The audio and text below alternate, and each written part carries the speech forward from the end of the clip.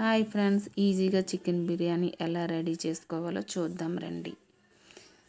ముందుగా చికెన్ మంచిగా కడిగి పెట్టుకొని ఈ విధంగా పుదీనా, అల్లం వెల్లుల్లి పేస్ట్, పుదీనా ఎక్కువ వేసుకోవాలి.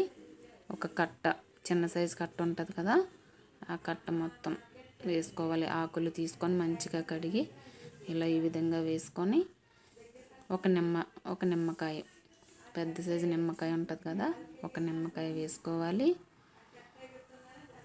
ధనియాల పొడి 2 స్పూన్స్, ఇంకా 2 స్పూన్స్ కారం యాడ్ చేసుకోవాలి. కారం ఎక్కువ వేసుకోవద్దండి, మళ్ళీ టేస్ట్ పాడైపోద్ది. 1 కిలో చికెన్కి 2 స్పూన్స్ కారం వేసుకోవాలి. 2 స్పూన్స్ ధనియాల పొడి వేసుకొని, పెరుగు పెద్ద ప్యాకెట్ ఉంటుంది కదా, అందులో హాఫ్ వేసుకోవాలి. మనకి స్పైసీగా, గ్రేవీగా, టేస్టీగా రావాలంటే పెరుగు మనం ఎక్కువ వేసుకోవాలి. హాఫ్ ప్యాకెట్లో హాఫ్ పెరుగు వేసుకోవాలి. పసుపు 1 టీ స్పూన్ పసుపు వేసుకొని, చికెన్ మసాలా ప్యాకెట్, చిన్న ప్యాకెట్ ఒకటి ఫుల్గా వేసుకోవాలి. ఉప్పు సరిపడినంత వేసుకొని నేను ఇలాగా ఈ విధంగా కలుపుకోవాలి. మంచిగా పెరుగు ముక్కలు లేకుండా సాఫ్ట్గా, పెరుగు సాఫ్ట్గా అయ్యేలాగా ఈ విధంగా కలుపుకోవాలి. మనకి పెరుగు ముక్కలు ఉంటే బాగోదండి. ఇలా ఈ విధంగా కలుపుకున్న చికెన్ని మనం డీప్ ఫ్రిడ్జ్లో 1/2 అవర్ పెట్టుకోవాలి.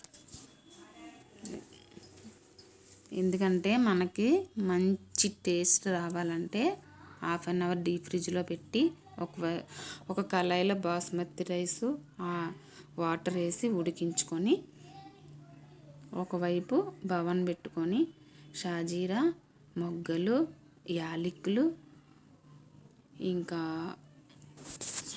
బిర్యానీకి మనం నార్మల్ బిర్యానీకి ఏం వేసుకుంటాం అవన్నీ వేసుకొని, షాజీరా వేసుకొని, ఒక చిన్న సైజు చికెన్ మసాలా ప్యాకెట్ ఈ ఆయిల్లో కూడా వేసుకోవాలి. ఈ విధంగా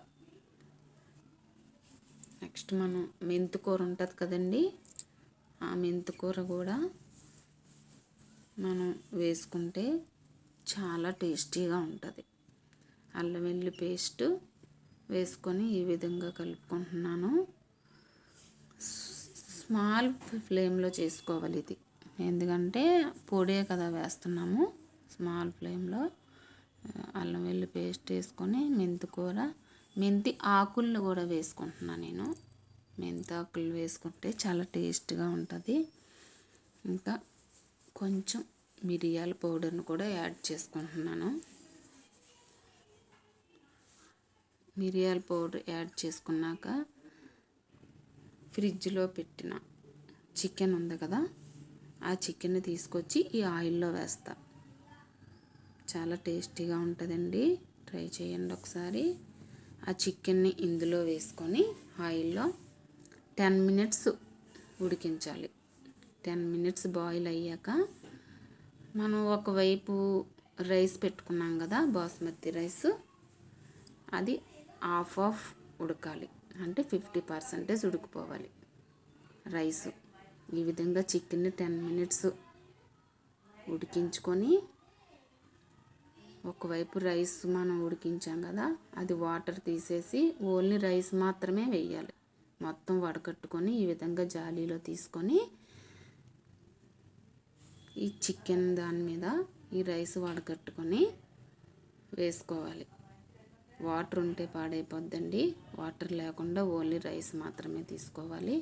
10 మినిట్స్ మూత పెట్టి తర్వాత దించుకొని పైనుంచి కింద కలుపుకుంటే వేడి వేడి చికెన్ బిర్యానీ రెడీ.